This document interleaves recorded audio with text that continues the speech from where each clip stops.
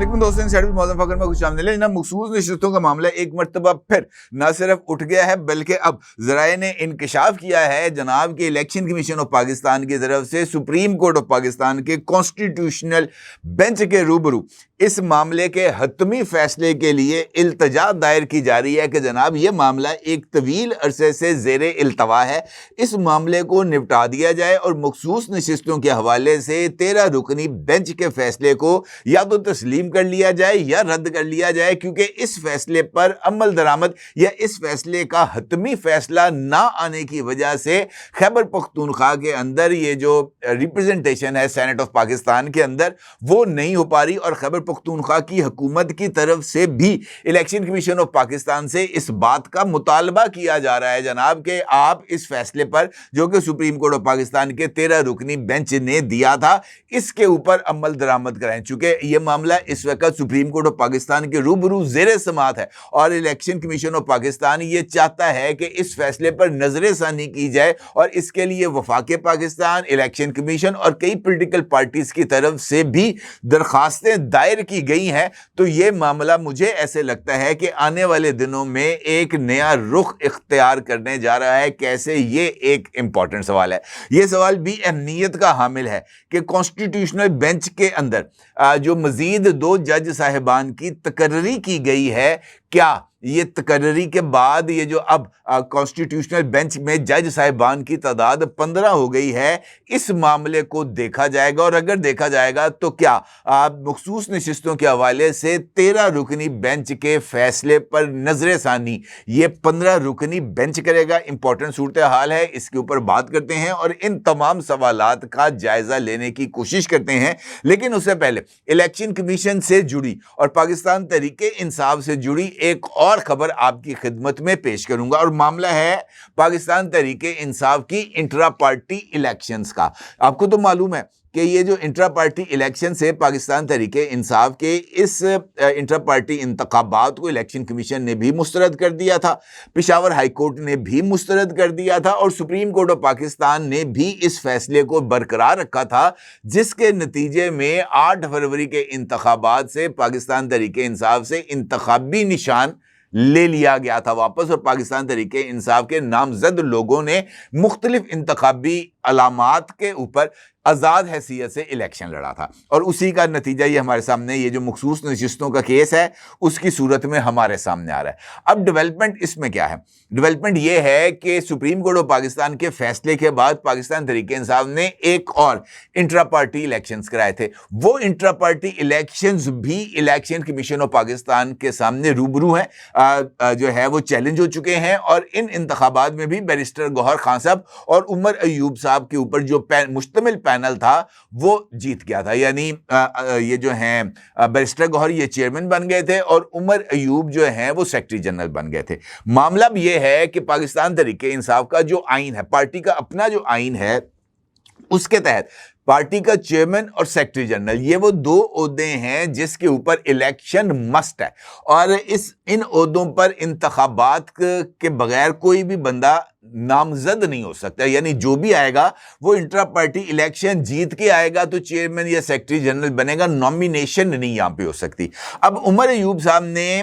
جو ہے وہ سیکرٹری جنرل کے عہدے سے استعفیٰ دے دیا، اور پھر عمران خان کی طرف سے جناب سلمان اکرم راجہ صاحب کو نامزد کر دیا گیا as secretary general Pakistan Tehreek Insaf, جو کہ خود یہ جو ہے پارٹی کے جو آئین ہے اس کے منافی ہے۔ یہ معاملہ چلا گیا الیکشن کمیشن آف پاکستان کے روبرو، اور جہاں پر گزشتہ سماعت میں الیکشن کمیشن آف پاکستان کے جو ممبر تھے خیبر پختونخوا کے، کسی اور صوبے کے ممبر نہیں بلکہ خیبر پختونخوا کے جو ممبر تھے الیکشن کمیشن کے، انہوں نے یہ نقطہ دوران سماعت اٹھا دیا۔ ان کا یہ کہنا تھا کہ سلمان اکرم راجہ صاحب کی پارٹی میں کیا پوزیشن ہے، اس کے اوپر جو پاکستان تحریک انصاف کے وکلا تھے ان کے پاس کوئی جواب نہیں تھا، کیونکہ اگر وہ کہتے لیے کہ وہ سیکرٹری جنرل کے طور پر کام کر رہے ہیں تو پارٹی کا آئین چونکہ سلمان اکرم راجہ کو ایز سیکرٹری جنرل کام کرنے کی اجازت ہی نہیں دیتا، یہ ایک اور خلاف ورزی ہوتی اور اس خلاف ورزی کا نتیجہ بھی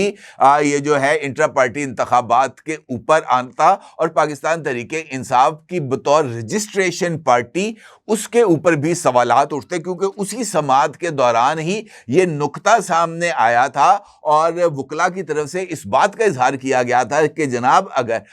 یہ جو سلمان اکرم راجہ سیکرٹری جنرل کے طور پر ورکنگ کر رہے ہیں، اگر یہ بات اسٹیبلش ہو جاتی ہے تو پھر پارٹی کے وجود کے اوپر بھی سوال اٹھ جائیں گے۔ اب الیکشن کمیشن آف پاکستان نے جو گزشتہ سماعت ہے اس کا دے دیا ہے فیصلہ، اور اس فیصلے میں اس بات کا واضح طور پر کر دیا ہے ذکر کہ یہ جو پاکستان تحریک انصاف کا انٹرا پارٹی الیکشن ہے اس کے لیے تمام فریقین کو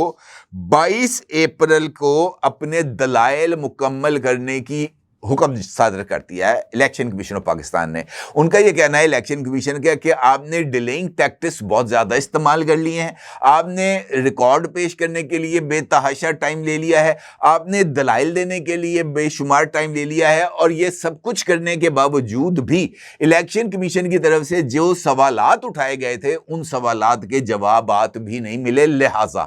22 اپریل کی تاریخ ہے اور 22 اپریل کو الیکشن کمیشن کے روبرو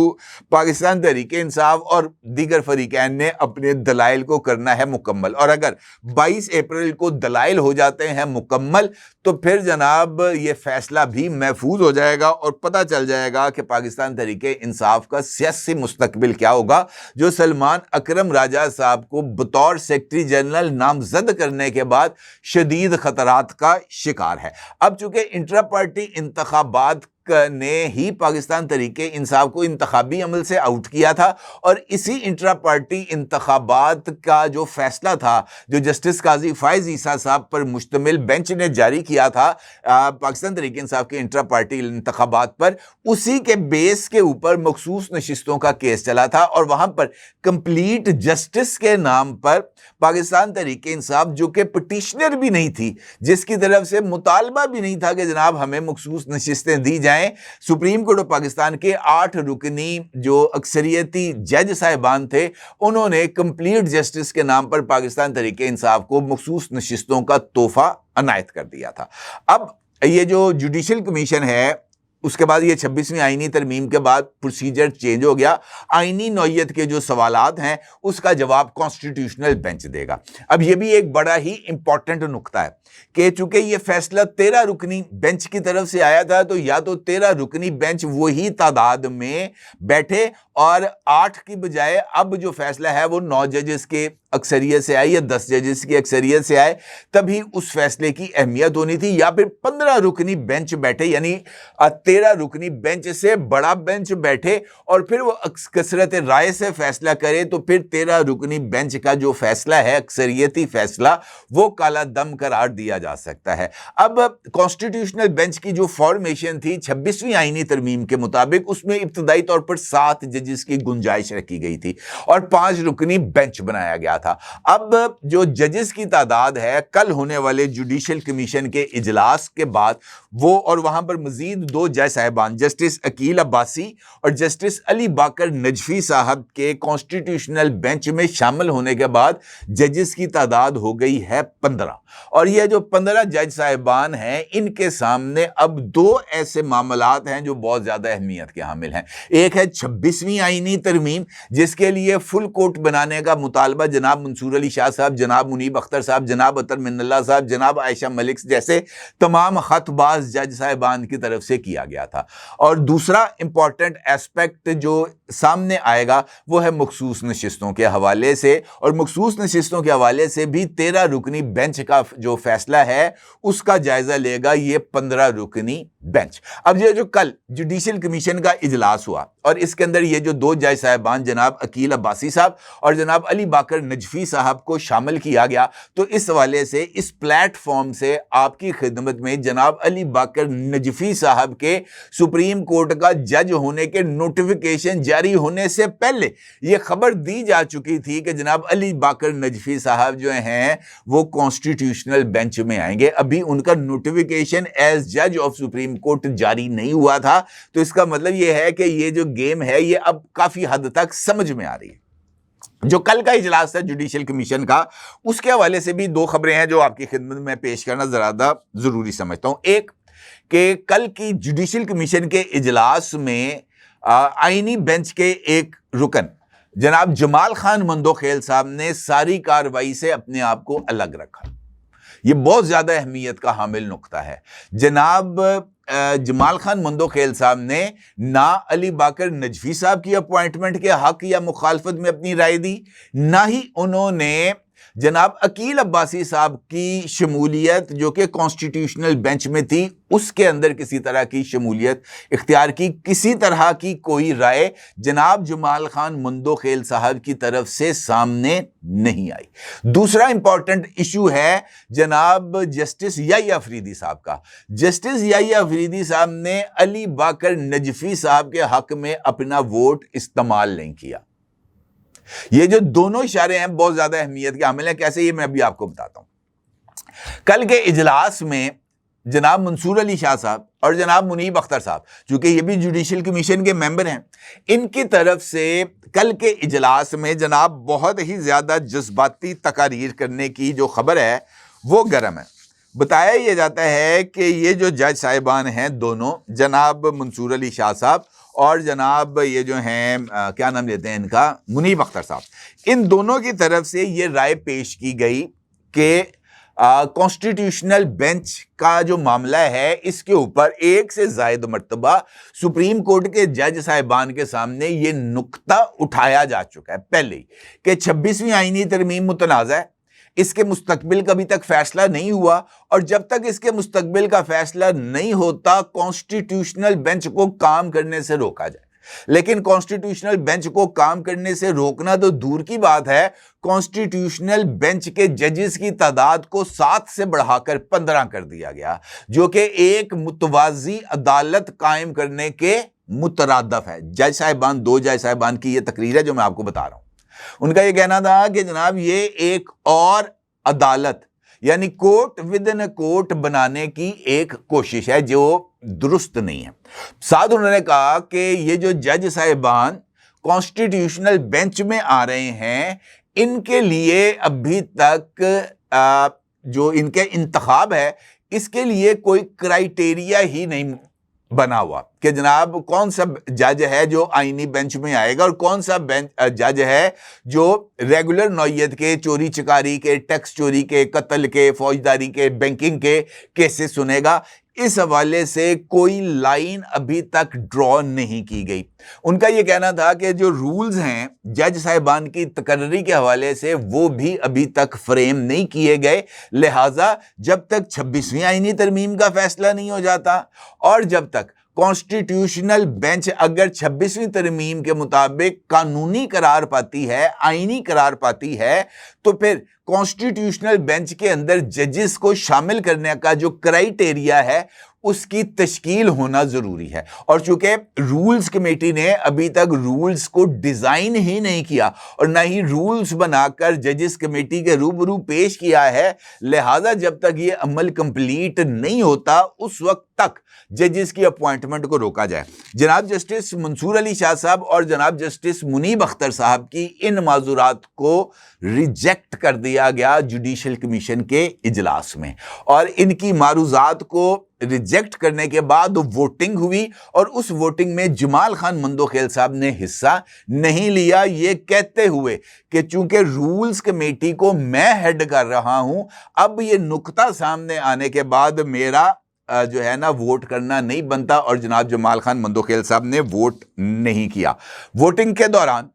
جناب پاکستان تحریک انصاف کے جو 2 ممبران ہیں جناب بیرسٹر گوہر اور بیرسٹر علی ظفر, انہوں نے بھی ان 2 جج صاحبان یعنی عقیل عباسی صاحب اور علی باقر نجفی صاحب کو ووٹ نہیں کیا. جناب منصور علی شاہ صاحب اور جناب منیب اختر صاحب نے بھی ووٹ نہیں کیا. جناب علی باقر نجفی صاحب کو یحییٰ افریدی صاحب نے بھی ووٹ نہیں کیا. یہ جو جج صاحبان ہیں عقیل عباسی صاحب کے نام کی منظوری 8 ووٹوں سے دی گئی، جبکہ علی باقر نجفی صاحب کے جو نام کی منظوری ہے وہ 7 ووٹوں سے دی گئی۔ 1 ووٹ جو یحییٰ فریدی صاحب کا تھا وہ کاسٹ نہیں ہوا۔ اب اس صورتحال میں جس طرح میں نے آپ سے گفتگو کے آغاز میں بتایا کہ مخصوص نشستوں کا معاملہ ایک مرتبہ پھر اب ابھر کے سامنے آ گیا اور کانسٹیٹیوشنل بینچ کے میں جج صاحبان کی تعداد میں اضافے کے بعد 15 رکنی کانسٹیٹیوشنل بینچ بننے کے بعد 2 معاملات یعنی 26ویں آئینی ترمیم اور